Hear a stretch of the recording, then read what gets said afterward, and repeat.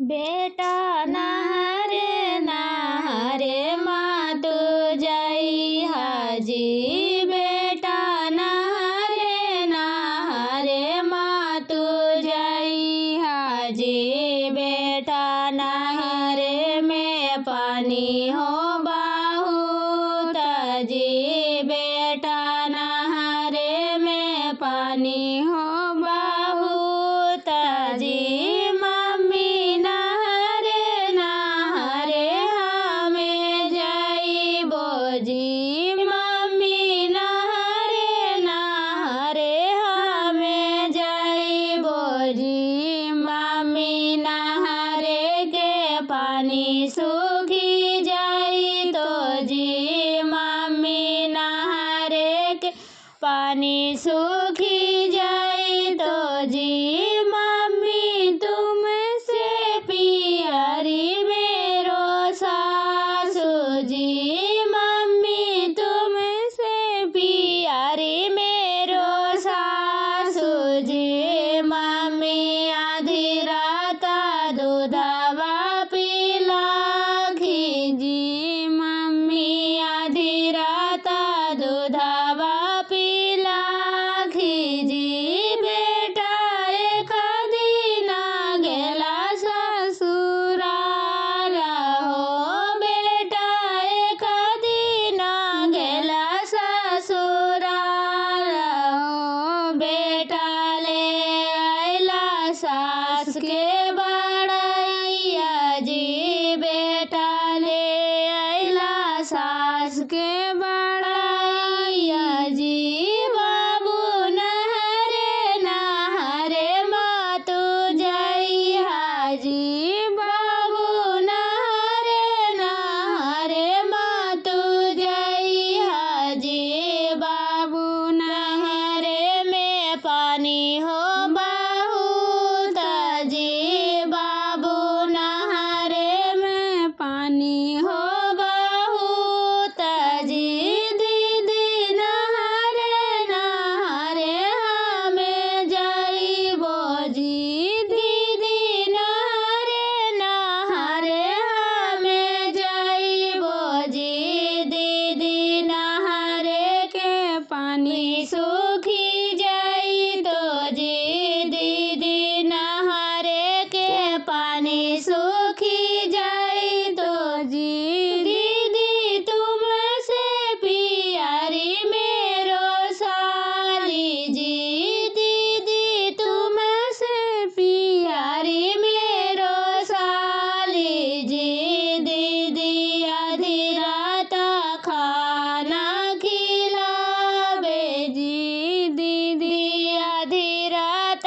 खाना खिलावे जी बाबू एक दिन गेला ससुराल हो बाबू एक दिन गेला ससुराल हो बाबू ले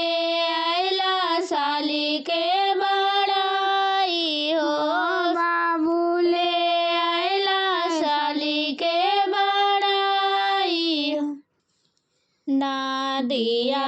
किनारे दुल्हा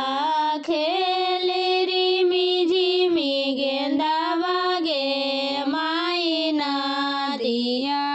किनारे दुल्हा खेले रिमी झिमी गेंदावा गे माई खेलते खेलते गेंदावा जमुना मदाही गेलो गे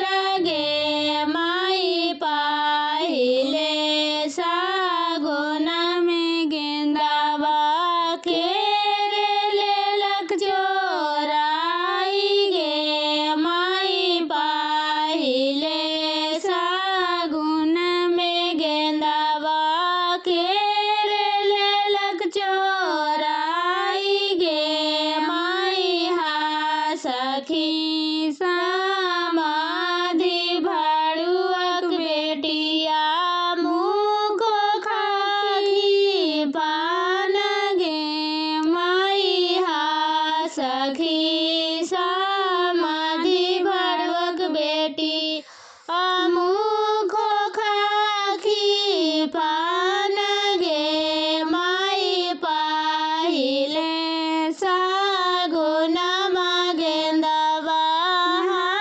मेलेनु चोराई गे माई पाहिले सागुनमा गेंदवा मेलेनु चोराई गे माई मरियाया में लगले नदिया के पार से राजा जनक के द्वार से